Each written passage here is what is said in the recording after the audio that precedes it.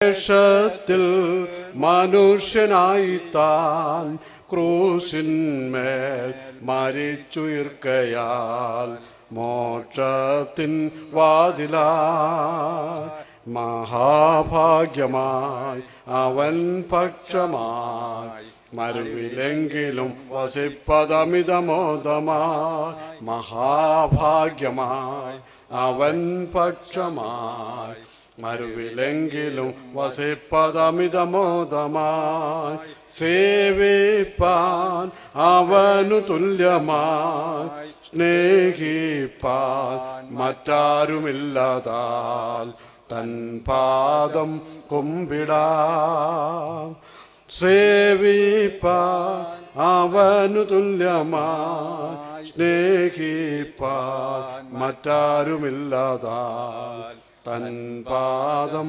കുമ്പിടാം അവൻ മൂലമായി സുഖം നിത്യവും അനുഗമിച്ചിടും ജനങ്ങൾ അനുഭവിച്ചിടും അവൻ മൂലമായി സുഖം നിത്യവും അനുഗമിച്ചിടും ജനങ്ങൾ അനുഭവിച്ചിടും ആരാലും അകറ്റുവാൻ ഭുവി ആകാത്തോരടുത്ത ബന്ധുവാം ആനന്ദദായകൻ ആരാലും അകറ്റുവാൻ ഭുവി ആകാത്തോരടുത്ത ബന്ധുവാം ആനന്ദദായകൻ ജയം നിശ്ചയം ജയം നിശ്ചയം വിജയവീരനേശുവിൻ നിമിത്തമിതരേ ജയം നിശ്ചയം ജയം നിശ്ചയം വിജയവീരനേശുവിൻ നിമിത്തമിതരേ ഘോഷിപ്പിൻ അവൻ ജനങ്ങൾ സന്തോഷിപ്പിൻ അവന്റെ നാമത്തിൽ നിത്യതയോളവും ഘോഷിപ്പിൻ അവൻ ജനങ്ങൾ സന്തോഷിപ്പിൻ അവന്റെ നാമത്തിൽ നിത്യതയോളവും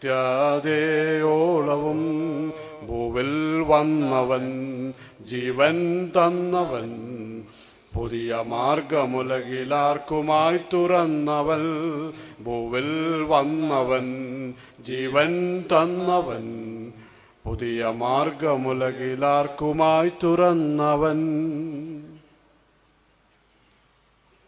നമ്മുടെ കർത്താവിൻ്റെ അതിപരിശുദ്ധ നാമം വാഴ്ത്തപ്പെടുമാറാകട്ടെ.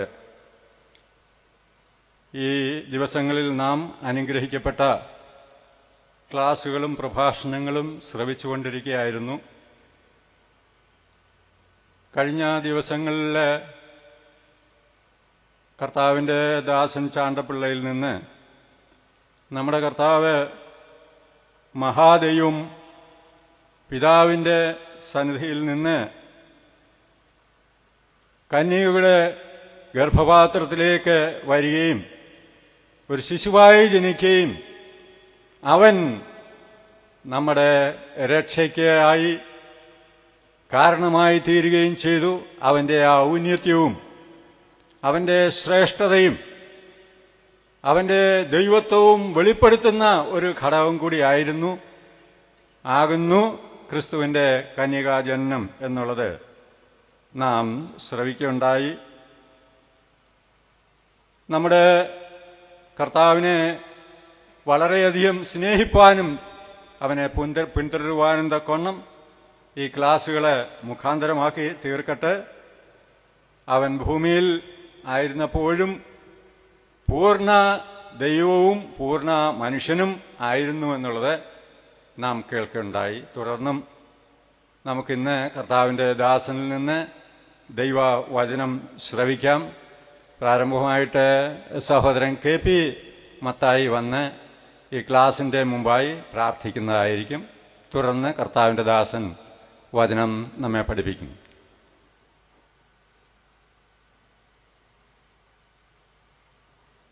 ക്ലാസിൻ്റെ അനുഗ്രഹത്തിന് വേണ്ടി നമുക്ക് പ്രാർത്ഥിക്കാം.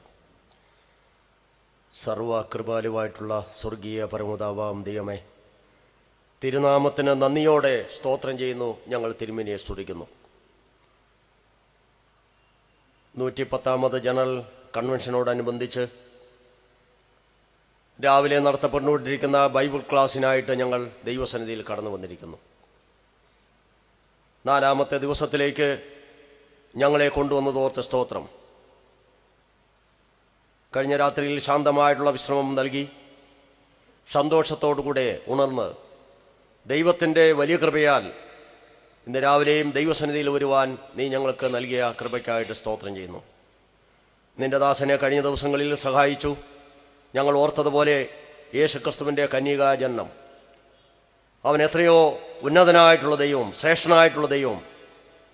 ആ ഉന്നതനായിട്ടുള്ള ദൈവത്തിൻ്റെ ശ്രേഷ്ഠമായിട്ടുള്ള അവസ്ഥകളെക്കുറിച്ച് അവിടുത്തെ വചനത്തിലൂടെ അവിടുത്തെ ദാസൻ മുഖാന്തരം പരിശുദ്ധന്മാവിനാൽ കേൾപ്പിക്കുന്ന ദൈവികാലോചന നിന്റെ സന്നിധിയിലിരുന്ന് കേട്ട് ആത്മാവിനാൽ ബലപ്പെട്ട് വരുന്ന ദിവസങ്ങളിൽ ഞങ്ങളുടെ കർത്താവിന് സകല മഹത്വം അർപ്പിച്ചുകൊണ്ട് അവിടുത്തെ മഹത്വത്തിന് യോഗ്യമായി ജീവിപ്പാൻ ബലപ്പെടുത്തണമേ എന്ന് ഞങ്ങൾ പ്രാർത്ഥിക്കുന്നു. അവിടുത്തെ ദാസനെ സഹായിക്കണമേ.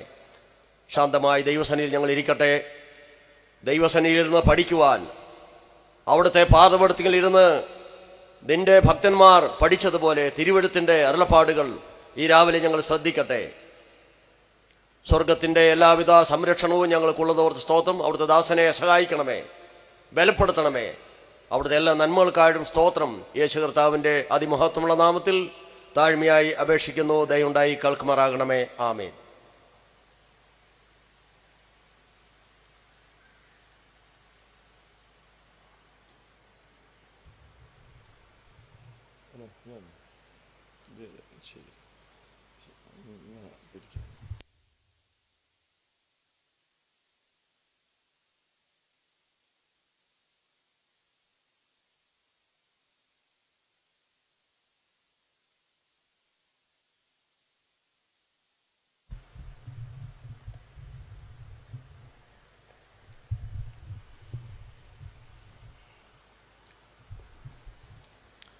ഇന്ന് രാവിലെ ദൈവ വചന പഠനത്തിന് സന്നിഹിതരായിരിക്കുന്ന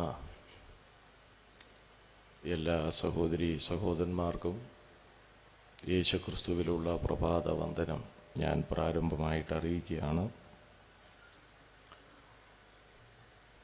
വളരെ രാവിലെ തന്നെ ദൈവവചന പഠനത്തോട് നിങ്ങൾ കാണിക്കുന്ന താല്പര്യം വളരെ സ്തുത്യർഹമാണ്. വിശേഷാൽ വ്യക്തിപരമായി എൻ്റെ നന്ദിയും ഞാൻ അറിയിക്കുകയാണ്. ദൈവവചന പഠനത്തിൽ ദൈവജനം കാണിക്കുന്ന താല്പര്യം ദൈവവചനം പഠിപ്പിക്കുന്നവർക്ക് അത് വളരെ പ്രോത്സാഹനമാണ്. ഈ ദിവസങ്ങളിൽ ഞാൻ ആ വിഷയത്തിൽ വളരെ സന്തോഷമുള്ളവനാണ്. യേശുക്രിസ്തുവിൻ്റെ കന്യകാ ജനനം എന്നുള്ള ഈ ബൃഹത്തായ വിഷയം നമ്മുടെ മാനുഷിക പരിമിതിയുള്ള ബുദ്ധിക്ക് പിടിച്ചുകൊള്ളുവാൻ കഴിയുന്നതിനേക്കാൾ അപ്പുറമാണെന്നുള്ളത് ഞാൻ പറയാതെ നിങ്ങൾക്കറിയാം. എന്നാൽ നമുക്ക് ദൈവാത്മാവിനാൽ രേഖപ്പെടുത്തി കിട്ടിയിരിക്കുന്ന വചനം വളരെ വ്യക്തമായി തെളിവോടുകൂടെ ലഭിച്ചിരിക്കുന്നതുകൊണ്ട് അതേ ആത്മാവിൻ്റെ സഹായത്തിലും ദൈവകൃപയിലും ഈ കാര്യങ്ങൾ നമുക്ക് മനസ്സിലാക്കുവാൻ സാധിക്കുന്നു എന്നുള്ളത് ദൈവത്തിൻ്റെ മഹത്വത്തെ വെളിപ്പെടുത്തുന്ന ഒരു കാര്യം തന്നെയാണ്. ഞാൻ പ്രാരംഭ ദിവസം മുതൽ ഓർപ്പിക്കുന്നത് പോലെ ഇപ്പോഴും ഓർപ്പിക്കട്ടെ. ക്രിസ്തുവിൻ്റെ കന്യകാ ജനനത്തെ സംബന്ധിച്ചുള്ള പഠനങ്ങൾ നാം ചെയ്യുമ്പോൾ അത് കർത്താവിനെ കൂടുതൽ അടുത്തറിയേണ്ടതിനും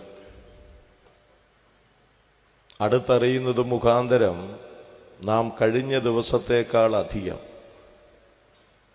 കർത്താവിനെ സ്നേഹിക്കുന്നതിനും ഭയപ്പെടുന്നതിനും കർത്താവിൻ്റെ വേലയിൽ ഉത്സുകരായിരിക്കുന്നതിനും കർത്താവിനെ അധികം പ്രസാദിപ്പിക്കുന്നതിന് കാരണമായി തീരണം. ഓരോ ദിവസവും ഈ വചനം അങ്ങനെ നമ്മളെ രൂപാന്തരപ്പെടുത്തിക്കൊണ്ടിരിക്കണം. അങ്ങനെ രൂപാന്തരപ്പെടുത്തിക്കൊണ്ടിരിക്കുന്നു എന്ന് ഞാൻ വിശ്വസിക്കട്ടെ. എൻ്റെ ജീവിതത്തെ വളരെ സ്വാധീനിച്ചുകൊണ്ടാണ് ഇരിക്കുന്നത്. കഴിഞ്ഞ ദിവസം നാം യേശുക്രിസ്തുവിൻ്റെ ജഡധാരണത്തെ സംബന്ധിച്ചുള്ള വിഷയമാണ് ചിന്തിച്ചുകൊണ്ടിരുന്നത്. യേശുക്രിസ്തുവിൻ്റെ ജഡധാരണത്തെ സംബന്ധിച്ചുള്ള പഠനത്തിൽ ആമുഖമായി നമ്മൾ ഓർത്തത് ക്രിസ്തുവിൻ്റെ ജഡധാരണത്തെ നിഷേധിക്കുന്ന ഒരു കൂട്ടം ആൾക്കാർ അപ്പോസ്തോലിക കാലത്തെന്ന പോലെ തന്നെ ഇന്നുമുണ്ട്. അവരെക്കുറിച്ച് ഞാൻ ഓർപ്പിച്ച ഒരു വിഷയം, യേശുക്രിസ്തുവിൻ്റെ ജഡധാരണം എന്നുള്ളത് കേവലം തോന്നലാണ്, അതൊരു യാഥാർത്ഥ്യമല്ല, ഒരു മായക്കാഴ്ച എന്നീ നിലകളിലാണ് അതിനെക്കുറിച്ച് അവർ ചിന്തിക്കുന്നത്. ഇവരെക്കുറിച്ച് പറഞ്ഞാൽ യേശുക്രിസ്തുവിൻ്റെ ജഡധാരണം മാത്രമല്ല, മൊത്തത്തിൽ തന്നെ അങ്ങനെയാ ചിന്തിക്കുന്നത് എന്ന് ഞാൻ ഓർപ്പിച്ചു. ഒരു ദൈവദാസൻ വളരെ അറിവുള്ളവരുടെ മധ്യേ ക്ലാസ്സിനിരുന്നപ്പോൾ ഒരാൾ ചോദിച്ചു, അയാളും ലോകപ്രകാരം വളരെ അറിവുള്ളയാളാണ്. അദ്ദേഹം ചോദിച്ചു, എല്ലാം ഒരു തോന്നലാണ്, യാഥാർത്ഥ്യമല്ല. ഞാനും എല്ലാവരും മനുഷ്യരും എല്ലാം തന്നെ ഒരു തോന്നലാണ്, അതൊരു യാഥാർത്ഥ്യമല്ല. അങ്ങയ്ക്കുള്ള മറുപടി എന്താണ് എന്ന് ചോദിച്ചപ്പോൾ ആ ദൈവദാസൻ പറഞ്ഞത്, അങ്ങനെയെങ്കിൽ ഞാൻ ആരോടാണ് മറുപടി പറയേണ്ടതെന്ന്. അങ്ങനെയെങ്കിൽ ഞാൻ ആരോടാ മറുപടി? എല്ലാം തോന്നലാണെങ്കിൽ ഞാൻ ആരോടാ മറുപടി പറയേണ്ടത്? അപ്പോൾ ഞാൻ പറഞ്ഞത്, കർത്താവായ യേശുവിൻ്റെ ജഡധാരണത്തെ സംബന്ധിച്ചും അങ്ങനെയൊരു ചിന്തയാണ് ഉള്ളത്. എന്നാൽ യോഹന്നാൻ അപ്പോസ്തലൻ തൻ്റെ ലേഖനം എഴുതിയതിൻ്റെ ഉദ്ദേശം തന്നെ ഇവരുടെ ആ ദുരുപദേശം ജനത്തെ അറിയിക്കുകയും അതിനുള്ള മറുപടി എന്താണ് എന്ന് വെളിപ്പെടുത്തുവാൻ വേണ്ടിയും കൂടിയാണ്. യോഹന്നാൻ്റെ 1-ാം ലേഖനം 2-ാം അധ്യായത്തിലും 4-ാം അധ്യായത്തിലും 2 യോഹന്നാൻ 7 മുതൽ 9 വരെയുള്ള വാക്യങ്ങളിലും ഇങ്ങനെയുള്ളവരെ സംബന്ധിച്ചുള്ള വിവരണം, മുന്നറിയിപ്പ് യോഹന്നാൻ അപ്പോസ്തലൻ ദൈവജനത്തിന് കൊടുക്കുന്നുണ്ട്. ഇങ്ങനെയുള്ളവരെ സംബന്ധിച്ചുള്ള മുന്നറിയിപ്പ് കൊടുക്കുന്നു എന്ന് മാത്രമല്ല, ഇങ്ങനെയുള്ളവർക്കുള്ള മറുപടിയും അദ്ദേഹം നൽകുന്നതായി 1 യോഹന്നാൻ 1-ാം അധ്യായം 1 മുതൽ 2 വരെയുള്ള വാക്യങ്ങളിൽ നിന്ന് കഴിഞ്ഞ ദിവസം നാം വിശദീകരിച്ച് ഓർക്കുകയുണ്ടായി. യേശുക്രിസ്തുവിൻ്റെ ജഡാവതാരണം വളരെ വ്യക്തമായി വെളിപ്പെടുത്തിയിരിക്കുന്നത് വിശുദ്ധ ബൈബിളാണ്. ക്രിസ്തുവിനെ സംബന്ധിച്ച് ഏതെങ്കിലും ഒരു വ്യക്തി എന്തെങ്കിലും ഒന്നറിയാൻ ആഗ്രഹിക്കുന്നെങ്കിൽ ബൈബിളിൽ നിന്ന് മാറി ചിന്തിച്ചിട്ട് മനസ്സിലാക്കാൻ കഴിയുകയില്ല. ബൈബിളാണ് പ്രാരംഭ ദിവസം ഞാൻ ഓർപ്പിച്ചതുപോലെ ക്രിസ്തുവിനെ വെളിപ്പെടുത്തിയിരിക്കുന്ന ആധികാരിക ഗ്രന്ഥം. അങ്ങനെ ആ ബൈബിളിൽ യേശുക്രിസ്തുവിൻ്റെ ജഡധാരണത്തെ ഊന്നി ഉറപ്പിക്കുന്ന നിരവധി വചനങ്ങളുണ്ട് എന്നുള്ളത് ഞാൻ കഴിഞ്ഞ ദിവസം പറയുകയുണ്ടായി. അതിൽ വളരെ പ്രധാനപ്പെട്ട, എല്ലാം പ്രധാനപ്പെട്ടതാണ് എങ്കിലും വളരെ പ്രധാനപ്പെട്ട വേദഭാഗമാണ് ഫിലിപ്പിയർക്ക് എഴുതിയ ലേഖനം 2-ാം അധ്യായം 6 മുതൽ 8 വരെയുള്ള വാക്യങ്ങൾ. കഴിഞ്ഞ ദിവസം ഞാനത് ഓർപ്പിച്ചു. 2 പ്രയോഗങ്ങൾ അവിടെ വളരെ ശ്രദ്ധേയമാണ്. 1 മനുഷ്യ സാദൃശ്യത്തിലായി, 2 തന്നെത്താൻ ഒഴിച്ചു എന്നുള്ളത്. ഇത് അല്പം കൂടെ വിശദീകരിക്കണമെന്ന് എനിക്ക് തോന്നി. മനുഷ്യ സാദൃശ്യത്തിലായി എപ്പോൾ? ദൈവരൂപത്തിൽ ഇരിക്കെ. അതിനെ സംബന്ധിച്ച് ഇംഗ്ലീഷ് ബൈബിൾ കയ്യിലുള്ളവർ പരിശോധിച്ചാൽ അവിടെ കൊടുത്തിരിക്കുന്ന ആ sentence being in the form of God എന്നാണ്. എന്ന് പറഞ്ഞാൽ ദൈവരൂപത്തിൽ ഇരുന്നു കൊണ്ട് തന്നെ എന്നാണ് അതിനർത്ഥം. പ്രസന്റ് കണ്ടിന്യൂസ് ടെൻസ് ആണ്. ദൈവരൂപത്തിൽ ഇരുന്നു കൊണ്ട് തന്നെ അവിടുന്ന് ആരായി? മനുഷ്യ സാദൃശ്യത്തിലായി. നമ്മളത് ഓർക്കുകയുണ്ടായി. തന്നെത്താൻ ഒഴിച്ചു എന്ന പ്രയോഗം അനേകരെ മിസ്യൂസ് ചെയ്യുന്നുണ്ട്. എന്ന് പറഞ്ഞാൽ എല്ലാം കളഞ്ഞേച്ചാ പുള്ളി ഇങ്ങോട്ട് വന്നത് എന്ന്. അതങ്ങനെയല്ല എന്ന് വെളിപ്പെടുത്തുന്ന ഒരു പ്രയോഗം മലയാളത്തിൽ അത്രത്തോളം വ്യക്തമല്ലെങ്കിലും ഇംഗ്ലീഷിൽ വ്യക്തമാണെന്ന് നാം ഇപ്പോൾ കണ്ടു. ദൈവരൂപത്തിൽ ഇരുന്നു കൊണ്ട് തന്നെ. അപ്പോൾ മനുഷ്യ സദൃശ്യത്തിലായി. അപ്പോൾ രണ്ടും അവിടെ വ്യക്തമാണ്. ദൈവവുമാണ് മനുഷ്യനുമാണ് എന്ന് വ്യക്തം. അപ്പോൾ ജഡധാരണം ചെയ്ത ക്രിസ്തു തന്റെ ദൈവത്വം എല്ലാം ഉപേക്ഷിച്ചിട്ട് വന്നു എന്ന് ചിന്തിക്കുന്നവരുണ്ടെങ്കിൽ അവർക്ക് തെറ്റുപറ്റി. അവിടുന്ന് ദൈവരൂപത്തിൽ ഇരുന്നു കൊണ്ട് തന്നെയാണ് ആരായത്? മനുഷ്യനായത് എന്ന് വചനം വെളിപ്പെടുത്തുന്നുണ്ട്. അതുകൊണ്ട് അവിടുന്ന് ഈ ഭൂമിയിൽ പൂർണ്ണ ദൈവവും പൂർണ്ണ മനുഷ്യനും. ഈ ക്ലാസ് കഴിഞ്ഞതിന് ശേഷം ഒരു ദൈവദാസൻ എന്നോട് ഒരു ചോദ്യം ചോദിച്ചു. ആ ചോദ്യം എല്ലാവർക്കും വേണ്ടിയാണെന്നുള്ളതാണ് ഞാൻ മനസ്സിലാക്കുന്നത്. അതൊന്ന് വിശദീകരിക്കുവാൻ ഞാൻ വിട്ടുപോയി. അവിടെ തന്നെത്താൻ ഒഴിച്ചു എന്നൊരു വാക്കുണ്ട്. അവിടെ എന്താണ് ഒഴിച്ചത് എന്ന് അദ്ദേഹം ചോദിക്കുകയുണ്ടായി. അതൊന്ന് വിശദീകരിക്കാൻ എനിക്കപ്പോൾ പറ്റിയില്ല. അവിടെ തന്നെത്താൻ ഒഴിച്ചു എന്ന് പറഞ്ഞാൽ അവിടുത്തെ ദൈവത്വം ഒഴിച്ചു, ദൈവത്വം കളഞ്ഞു, ദൈവത്വം ഉപേക്ഷിച്ചു എന്നുള്ള അർത്ഥത്തിലല്ല. തന്നെത്താൻ ഒഴിച്ചു എന്ന് പറഞ്ഞാൽ ആ ദൈവ മഹത്വം തൽക്കാലം ഒന്ന് മാറ്റിവെച്ചു എന്നാണ്. അതിന് നൽകുന്ന തെളിവുണ്ട്. അത് യേശുക്രിസ്തു പിതാവിനോട് കഴിക്കുന്ന പ്രാർത്ഥന. അതെവിടെയാ എഴുതിയിരിക്കുന്നത്? എവിടെയാ? എങ്ങാണ്ട് എഴുതിയിട്ടുണ്ട് ഇല്ലയോ? യോഹന്നാന്റെ സുവിശേഷം 17-ാം അധ്യായത്തിൽ അവിടുന്ന് പ്രാർത്ഥിക്കുമ്പോൾ അതിന്റെ ആരംഭ വചനങ്ങളിൽ പറയുന്ന ഒരു കാര്യം, പിതാവിനോട് പറയുന്ന കാര്യം, പിതാവേ, ലോകസ്ഥാപനത്തിനു മുൻപ് എനിക്ക് പൂരിപ്പിക്കാമോ? നിന്റെ അടുക്കൽ ഉണ്ടായിരുന്ന മഹത്വത്തിലേക്ക് നീ എന്നെ എന്ത് ചെയ്യണം? മഹത്വപ്പെടുത്തണം. ആ പ്രയോഗം നാം പ്രത്യേകം ശ്രദ്ധിക്കണം. ലോകസ്ഥാപനത്തിനു മുമ്പേ എനിക്ക് നിന്റെ അടുക്കൽ ഉണ്ടായിരുന്ന മഹത്വം. ആ പ്രയോഗം ശ്രദ്ധിക്കണം. നിന്റെ അടുക്കൽ ഉണ്ടായിരുന്ന മഹത്വം. ആ മഹത്വം ഏതാ? ദൈവമഹത്വമാണ്. ഈ മഹത്വം തന്നെ ഒരു വിഷയമാണ്. അതിനൊക്കെ ആധികാരികമായി ദൈവദാസൻ പറയും. ആ ദൈവമഹത്വമാണ് അവിടെ ഉദ്ദേശിക്കുന്നത്.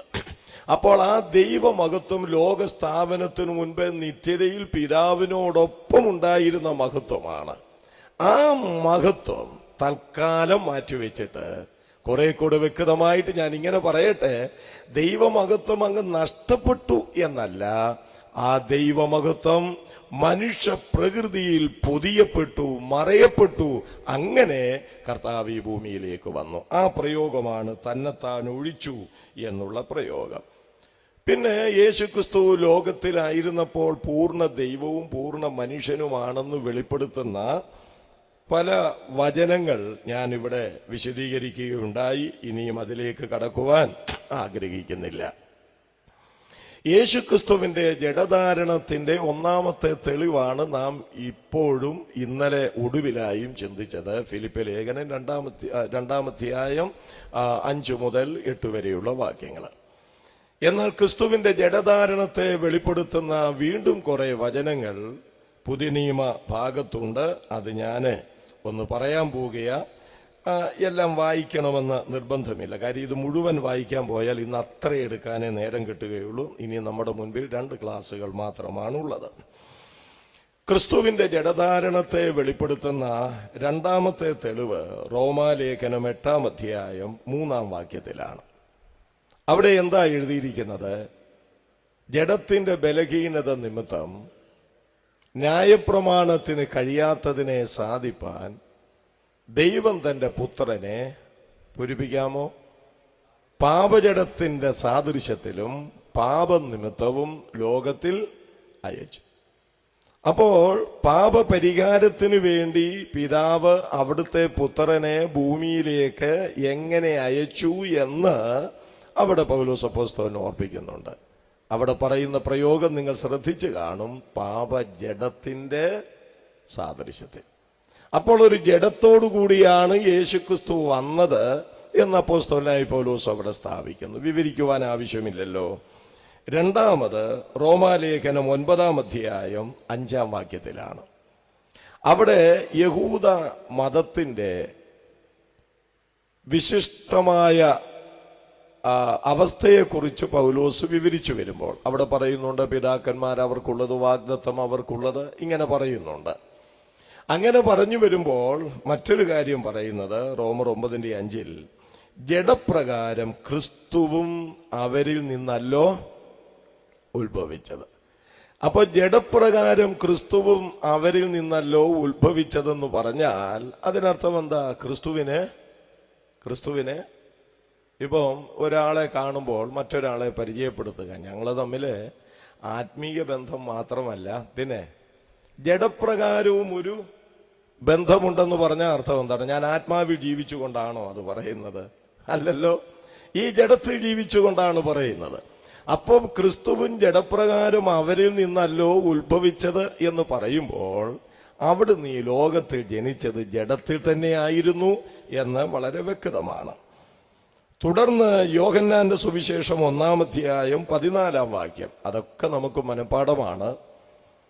വചനം ജഡമായി തീർന്നു. ഇത് ധാരാളം മതി കേട്ടോ. ക്രിസ്തുവിന്റെ ജഡാവതാരത്തെ തെളിയിക്കുവാൻ ഇത് ധാരാളം മതി. 1-ാം വാക്യത്തിൽ പറയുമ്പോൾ ആദിയിൽ വചനം ഉണ്ടായിരുന്നുവെന്നാണ്. 14-ാം വാക്യത്തിലേക്ക് വരുമ്പോൾ ആ വചനം ജഡമായി തീർന്നു എന്നാണ്. അപ്പോൾ അവിടുന്ന് ഈ വചനം ലോഗോസ് യേശു ക്രിസ്തുവാണല്ലോ. അപ്പോൾ ക്രിസ്തുവെന്ന ലോഗോസ്, ക്രിസ്തുവെന്ന വചനം ജഡമെടുത്ത് ഭൂമിയിലേക്ക് വന്നു എന്നുള്ളത് വളരെ സ്പഷ്ടമായി പറയുമ്പോൾ അവിടുന്ന് കേവലം ഒരു മായാവിയെ പോലെ, മായക്കാഴ്ചയെ പോലെ ഭൂമിയിൽ ജീവിച്ചുവെന്ന് പറയുന്നതിൽ എന്തുമാത്രം അബദ്ധമുണ്ട് എന്ന് മനസ്സിലാക്കാനായിട്ട് സാധിക്കും. കൊലോസ്യർക്ക് എഴുതിയ ലേഖനം 1-22 വീണ്ടും നമുക്കതിന് തെളിവ് നൽകാം. തെളിവുകൾ മാത്രം, എന്നുവെച്ചാൽ യേശുക്രിസ്തു ജഡത്തിലാണ് ഈ ഭൂമിയിൽ വെളിപ്പെട്ടത് എന്നുള്ളതിന്റെ തെളിവുകളാണ്. കൊലോസ്യ ലേഖനം 1-22 ബ്രദർ ഒന്ന് വായിച്ചാട്ടെ. മൈക്കൊക്കെ ഉണ്ടല്ലോ, ഒന്ന് വായിച്ചാട്ടെ. 1-22 ചിലത് വായിച്ചാൽ മതി. നിഷ്കളങ്കരും കുറ്റമില്ലാത്തവരുമായി നിർത്തേണ്ടതിന് അവൻ ഇപ്പോൾ തന്റെ ജഡശരീരത്തിൽ തന്റെ മരണത്താൽ നിരപ്പിച്ചു. തന്റെ ജഡശരീരത്തിൽ തന്റെ മരണത്താൽ നിരപ്പിച്ചു. പാപികളായ മനുഷ്യവർഗത്തെ ദൈവത്തോട് നിരപ്പിച്ചതിനെ സംബന്ധിച്ചുള്ള കാര്യങ്ങൾ രേഖപ്പെടുത്തി വരുമ്പോൾ എങ്ങനെയാ നിരപ്പിച്ചത്? തന്റെ ജഡശരീരത്തിൽ. ആ ജഡശരീരത്തിൽ അനുഭവിച്ച കഷ്ടം, ജഡശരീരത്തിൽ അനുഭവിച്ച ക്രൂശീകരണം, അത് മുഖാന്തരമായി ഒരു പാപിയായ മനുഷ്യനെ ക്രിസ്തു പിതാവിനോട് നിരപ്പിച്ചു. അപ്പോൾ അവിടെയും വായിക്കുമ്പോൾ ജഡശരീരത്തിൽ. അപ്പോൾ ക്രിസ്തു ജഡശരീരത്തിലാണ് ഈ ഭൂമിയിൽ വെളിപ്പെട്ടതും ജീവിച്ചതും മരിച്ചതും ഉയർത്തെഴുന്നേറ്റതും. വേറെയൊരു വിധത്തിൽ പറഞ്ഞാൽ ഇപ്പോൾ തേജസ്കരിക്കപ്പെട്ടതാണെങ്കിലും ഇപ്പോൾ ജീവിക്കുന്നതും ശരീരത്തോടു കൂടിയാണ്. അതും നമുക്കവിടെ മനസ്സിലാക്കാൻ കഴിയും. തുടർന്ന് തിമോത്തിയോസിന്റെ 1-ാം ലേഖനം 3-ാം അധ്യായം 16-ാം വാക്യത്തിൽ ദൈവഭക്തിയുടെ മർമ്മത്തെ കുറിച്ച് പറയുമ്പോൾ പൗലോസ് പറയുന്നു, ശ്രദ്ധിക്ക്. 1 തിമോത്തിയോസ് 3-ാം അധ്യായം 16-ാമത്തെ വാക്യം വായിച്ചാട്ടെ. അവൻ ജഡത്തിൽ വെളിപ്പെട്ടു, ആത്മാവിൽ നീതീകരിക്കപ്പെട്ടു, ദൂതന്മാർക്ക് പ്രത്യക്ഷനായി, ജാതികളുടെ ഇടയിൽ പ്രസംഗിക്കപ്പെട്ടു. നോക്കുക, ദൈവഭക്തിയുടെ മർമ്മത്തെ സംബന്ധിച്ച് പൗലോസ് വിവരിച്ചു വരുമ്പോൾ ക്രിസ്തുവിനോടുള്ള ബന്ധത്തിൽ പല കാര്യങ്ങൾ അവിടെ പറയുന്നുണ്ട്. ഇപ്പോൾ നമ്മുടെ വിഷയം ദൈവഭക്തിയുടെ മർമ്മം. ദൈവഭക്തി എന്നുള്ളതല്ലെങ്കിലും ഞാൻ ഒരു കാര്യം ഓർപ്പിക്കട്ടെ. ദൈവഭക്തിയുടെ മർമ്മം എന്താണെന്ന് പൗലോസ് ഇവിടെ പറയുന്നുണ്ട്. എന്താ ദൈവഭക്തിയുടെ മർമ്മം? ഒറ്റ വാക്കിൽ പറഞ്ഞേ, ദൈവഭക്തിയുടെ മർമ്മം. അയ്യോ, ഇന്ന് എന്നാഴ്ചയാ? ഇന്ന് മിണ്ടുന്ന ദിവസമാണല്ലോ. നാളെയല്ലേ വെള്ളിയാഴ്ച? അല്ല. ദൈവഭക്തിയുടെ മർമ്മം എന്ത് എന്ന് ചോദിച്ചാൽ ഒറ്റ വാക്കിൽ മറുപടി കർത്താവായ യേശുക്രിസ്തു എന്ന് പറഞ്ഞാൽ അതിന്റെ അർത്ഥം എന്താ? ഇന്ന് ലോകത്തിൽ ഒത്തിരി ഭക്തന്മാരുണ്ട്, മനസ്സിലായോ? എന്നാൽ യഥാർത്ഥ ഭക്തി എന്ന് പറയുന്നത് യേശുക്രിസ്തുവിൽ അടിസ്ഥാനപ്പെട്ടുകൊണ്ടുള്ള ഭക്തിയാണ്. മനസ്സിലായല്ലോ? ക്രിസ്തുവിനെ മാറ്റി നിർത്തിക്കൊണ്ടുള്ള ഭക്തി യഥാർത്ഥ ദൈവഭക്തിയല്ല. അതുകൊണ്ടാണ് ദൈവഭക്തിയുടെ മർമ്മം കർത്താവായ യേശുക്രിസ്തുവാണ്. ആ ക്രിസ്തുവിനെ കുറിച്ച് പറയുമ്പോൾ നമ്മുടെ വിഷയത്തോടുള്ള ബന്ധത്തിൽ പൗലോസ് ഓർപ്പിക്കുന്നത് എന്താ പറയുന്നത്? അവൻ ജഡത്തിൽ, അയ്യോ എത്ര കറക്റ്റായിട്ട്, എത്ര കൃത്യമായി, മനസ്സിലായോ? സംശയത്തിന് ഒരു അണുപോലും ഇടയില്ലാത്ത വിധത്തിൽ പൗലോസ് അപ്പോസ്തലൻ പറയുക, അവൻ ജഡത്തിൽ വെളിപ്പെട്ടു എന്നാണ്. കേവലം ഒരു ഊഹാഭോഗമായിട്ടല്ല, വസ്തുനിഷ്ഠമായിട്ട് പറയുക, അവൻ ജഡത്തിൽ വെളിപ്പെട്ടു. അപ്പോൾ അതും ക്രിസ്തുവിന്റെ ജഡധാരണത്തിന്റെ തെളിവുള്ള വചനമായിട്ടിരിക്കുന്നു. ഇനി എബ്രായലേഖനം 2-ാം അധ്യായം 14-15 വാക്യങ്ങൾ വായിച്ചാലോ അതൊക്കെ നമുക്ക് മനഃപ്പാടമാ. പെട്ടെന്നൊന്ന് പറഞ്ഞാട്ടെ. മക്കൾ ജഡരക്തങ്ങളോട് കൂടിയവരാകൊണ്ട് അവനും അവരെ പോലെ. ഇതൊക്കെ കണ്ടിട്ട് എങ്ങനെ നിഷേധിക്കാൻ പറ്റും?